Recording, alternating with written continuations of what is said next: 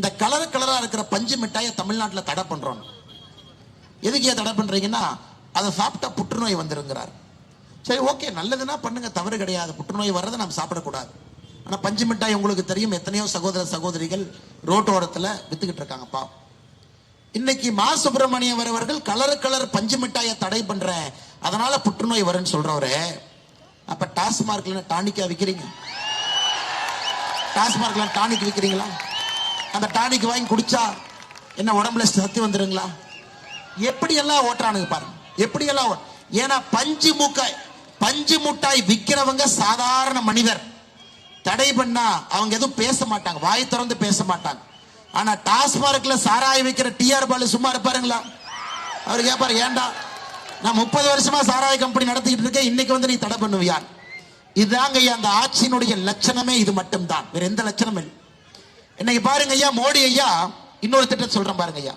மோடி ஐயா குறிப்பாக நகர பகுதிகள் நன்றாக இருக்க வேண்டும் என்பதற்காக எலக்ட்ரிக் பஸ், மின்சாரத்தில் இயங்கக்கூடிய பேருந்துகள் இந்தியா மூலமாக கொண்டு வருவதற்கான ஒரு திட்டத்தை சொன்னாருங்க ஐயா. அந்த திட்டத்தினுடைய பெயர் FAME, foster adoption and manufacturing of electric vehicle.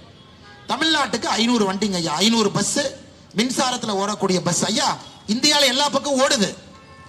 இதற்கு 2021 இவங்க ஒரு பேர் வச்சுட்டாங்க, இவங்களே ஸ்டிக்கர் அடிச்சு ஒட்டி. அமைச்சர் ராஜகண்ணப்பன் சொன்னார், 20/11/2021 தமிழ்நாட்டுக்கு 500 மின்சார பேருந்துகள் வாங்க போறோம். இது மத்திய அரசு திட்டங்க ஐயா. அதுக்கப்புறம் 6 மாசம் கழிச்சு டெண்டர் போட்டாங்க. அப்புறம் 2/12/2022 இன்னும் 6 மாசம் கழிச்சு ஒப்பந்தம் போட்டாங்க. அதுக்கப்புறம் 6 மாசம் கழிச்சு மின்சார பேருந்துகள் தனியாரை வச்சு இயக்குவோம்னாங்க. இன்னைக்கு 2024 ஆச்சு, 2.5 வருஷம் ஆச்சுங்க ஐயா, ஒரு பேருந்தை காணும் பாரு. இப்படித்தான் ஒரு திட்டமுங்க ஐயா. நீங்கள் தெளிவாக புரிந்து கொள்ள வேண்டும். இவர்கள் நோக்கமே மத்திய அரசு கொடுக்கக்கூடிய திட்டங்களை கூட முறையாக நமக்கு கொடுப்பது கிடையாது. அதற்கும் ஒரு பெயர் வைத்து அதையும் 2.5 வருஷம் தாமதம் பண்ணி இது போன்ற நகர்ப்புற பகுதியில் டீசல் பஸ் எல்லாம் ஓடிட்டு இருக்குதுங்க ஐயா. மோடி அவர்கள் இதை விரும்பல. இந்த டீசல் பேருந்துக்கு பதிலாக மின்சார பேருந்துகள் வரணும்னு நினைக்கிறாங்க. எத்தனை பேர் நடந்து போறாங்க ஐயா, சுவாசம் பண்ணி இந்த பார்ட்டிகுலேட் மேட்டர் எல்லாம் உள்ள போய் நுரையீரல்ல போய் உட்காருதுங்க ஐயா. அதுலயும் கமிஷனுக்காக எவன் அதிகமா கமிஷன் கொடுப்பான்னு 2.5 வருஷமாக ஒரு திட்டத்தை நிறுத்தி வச்சிருக்கிறான். இன்னைக்கு கிளம்பாக்கம் பேருந்து நிலையத்தை பாருங்க ஐயா, இந்தியா முழுவதுமே உள்ளூர்ல இருந்து வெளியூர் போறதுக்கு பேருந்து நிலையம். ஆனா சென்னையை மட்டும் உள்ளூர்ல இருந்து வெளியூர் போய் வெளியூர் போறதுக்கு ஒரு பேருந்து நிலையம். பாருங்க, இந்த அநியாயத்தை பார்த்திருக்கிறீங்களா? இன்னைக்கு தமிழகம் தன்னுடைய வளர்ச்சியை திராவிட முன்னேற்ற கழகத்தால் இழந்து கொண்டிருக்கின்றோம். கடன்கார மாநிலமாக நம்மை மாற்றி வைத்திருக்கின்றார். நீங்க பாருங்க ஐயா, இன்னைக்கு பட்ஜெட் பார்த்திருப்பேன். பட்ஜெட் பாத்தீங்களாங்க ஐயா? பட்ஜெட் பாத்தீங்களா? நல்ல வேற நீங்க பட்ஜெட்டை பார்க்காம உங்க நேரத்தை மிச்சப்படுத்திட்டீங்க. மத்திய அரசுடைய திட்டங்களுக்கு ஒரு தமிழ்ல திராவிட மாடல் அரசு பெயர் வைப்பதற்கு ஒரு பட்ஜெட். என்னெல்லாம் மோடி ஐயா கொண்டு வந்திருக்கிறார்களோ அதனுடைய பெயரை மாற்றி வைப்பதற்காக ஒரு பட்ஜெட். யாரு பட்ஜெட்டை ஒத்து கவனிச்சீங்கன்னா உங்களுக்கு தெரியும், பட்ஜெட்ல தமிழக அரசே ஒத்துக்கொண்டிருக்கின்றார்கள்.